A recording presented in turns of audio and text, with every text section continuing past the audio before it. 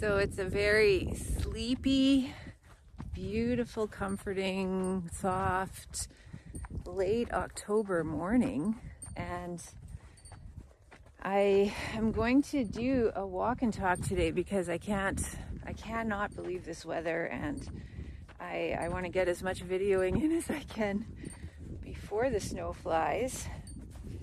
And I have been thinking about many things, as I do, but the thing that I want to talk about today in this such a lovely kind of externally regulating sort of morning. There they are, all calm. We just all finished breakfast, and it's probably almost 15 above, and a light breeze. So I'm thinking about my tendency, because I'm an anxious person, to try to co-regulate everybody around me. Here comes Tundra, so I'll just let her come up. And how that adds a lot of pressure to Most High. She's just so lovely. Hi. It adds a lot of pressure to my relationships, and I'm realizing, I've sort of known this at some level, let's go, that I co-regulate out of fear and anxiety and the need for everybody to be okay, because at my core, I haven't really had my own space. I haven't had a home. I haven't had my own control over myself. And so my strategy, and I think a lot of you who have been in tricky family situations, you come up with this, right? You manage everybody so that if everybody is all good, then you have a chance to breathe. But everybody needs to be all good, or you won't have a chance to breathe. And that's been my strong pattern. And everybody has commented on it. Like, I cannot let distress happen. So I'm going to pause this and halter her. Okay. I didn't want to make anybody seasick like I did last time. So here we are, coming out of the corral. And in terms of co-regulation versus self-regulation, what this has looked like is me attempting to kind of obsessively make sure that everybody else is comfortable, and kind of like track all the feelings in the room, and think in future terms, what are people going to need? I need to anticipate a lot. I do a lot of safety checking of the perimeter of wherever I am, and all of that leads me to be very good at hosting groups of kids or setting up just right challenges for other people. But what I'm realizing that I have very low skills in is regulating myself in those situations. And so instead of regulating myself, asking other people to regulate themselves, and then only stepping in when it's clear that they need support, I'm proactively providing all the support and not even letting them try. And that's kind of invasive and insulting, and also doesn't let people around me know where I am. So there's this rushing, there's this fear for me of anybody being in distress in my presence, and it's not even empathetic. It's more like how that distress will make me feel because of my empathy, because the tax on me is that when others are distressed, I feel it, and I don't know how to protect myself. Okay, so that was a lot of psychology before I go on a little walk. But what I want to try today is to go for a walk, do what I've been doing in expecting a safe perimeter around myself. And I'm also going to add in the limitation of asking Tundra not to eat while we're walking. And I'm going to let her answer that request. I'm going to let her say yes or no, or I don't understand. And then I'm going to answer her by being more clear.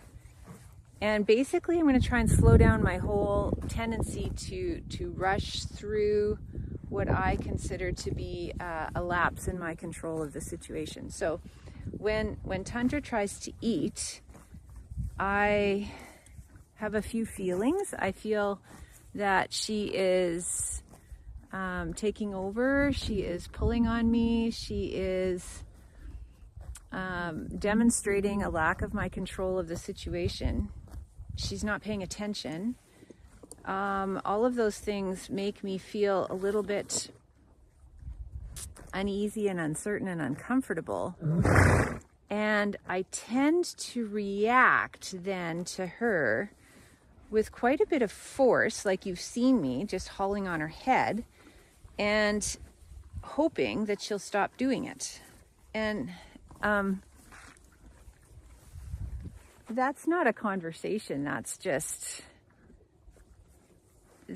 me having feelings. And so I'm going to try something different because I want her to make her own choices. And I don't want to punish her for a choice that she's made. I more want to say, could you please not do that?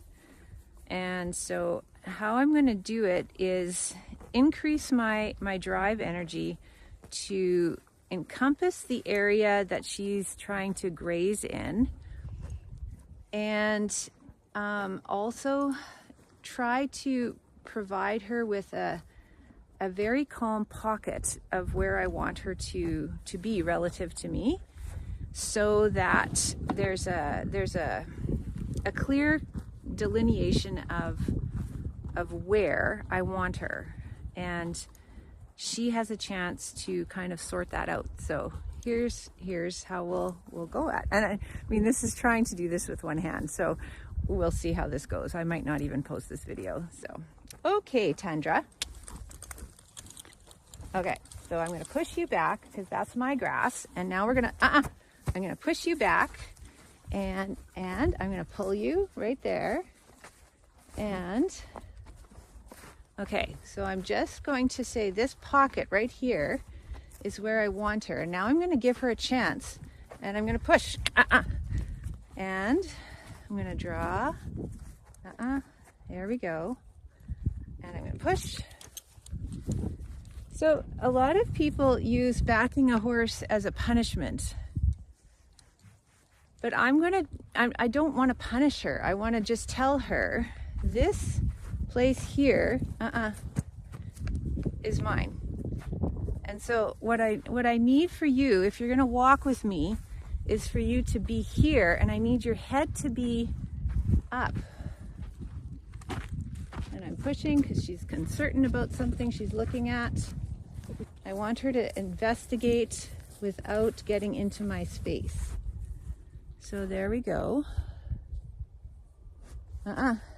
So, okay, this is working really, really well. Like, she's so sensitive to space needs. And again, I'm trying to speak horse here. So, hey. Oh, so there she thought about it. I'm going to push. I'm going to push. Yeah, out of my space. Out of my space. And then when she's calm and not grazing, I'm going to do that balance of draw and draw. So that was a check. There we go. So we can be together. And now she's just checking the perimeter.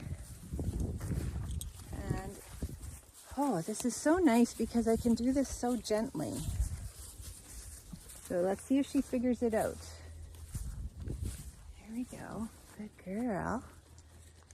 That's good. She was just checking if I was driving her, and I'm not. I'm not. We're going to just soak for a bit. Lovely, right? So that was a whole lot less forceful than I've had to be, and it just requires me using my core to either push her or pull her or soak. And I'm soaking right now, and I'm gonna actually give her a treat because I really love how she figured that out. So that's a conversation. I'm gonna just do a little walk, and we're gonna see if that can hold in different contexts.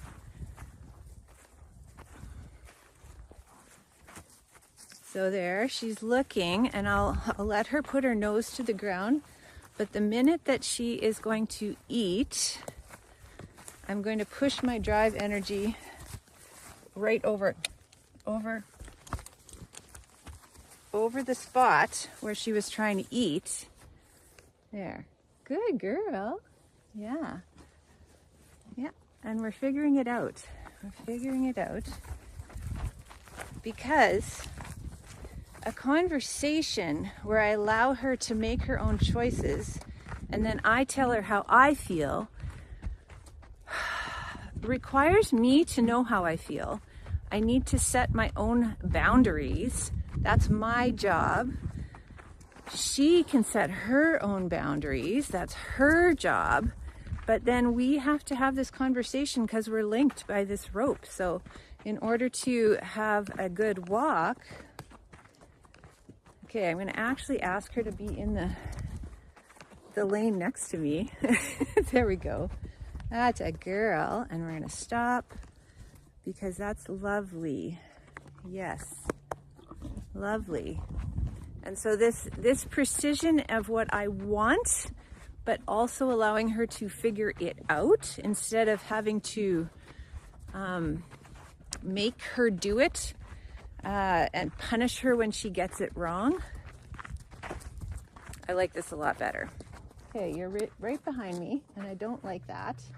I'm going to push you over. Yeah, there we go. There we go. Okay, we're going to take a look at some stuff. We're going to go slow because you're obvious. You're telling me that this is not this side. There we go. So she's setting the pace. She's telling me stuff. I'm listening. I'm responding. And I'm trying to have these little pauses so that she can regulate herself. I can regulate myself. And I don't have to do this co-regulating, which is what we do for, infants. There we go. Yeah, you can take a look. We co-regulate infants. We co-regulate people in deep distress. But Tundra's not an infant, nor is she in deep distress. She's her own being, and I would like her to regulate herself. And so how she does that, through slow investigation. I'm going to back you up. There we go. I'm going to let her do that in real time. I'm not going to ask her to rely on me to support her feelings, but I am going to give her the space to deal with her feelings. I think I need to wrap this up because this is such a long video, but I'm gonna let it run a little bit longer. And we're eating, so I'm gonna just drive. There we go. And I realized too that she is regulating herself by eating, but I want her to regulate different ways. And so I'm gonna give her drive. There we go. Perfect. So take a look. There we go. So this is way easier. There we go. Yeah. And is allowing her to find other ways to calm her nervous system besides eating. Wouldn't we all like that? I think eating is a very much a go-to in how we calm our nervous system. So let's back up, because this is what she does. Now we're just going to stand here and try it that way. Okay. So I think that's good, because that's like 15-minute video. So I'll see you next week.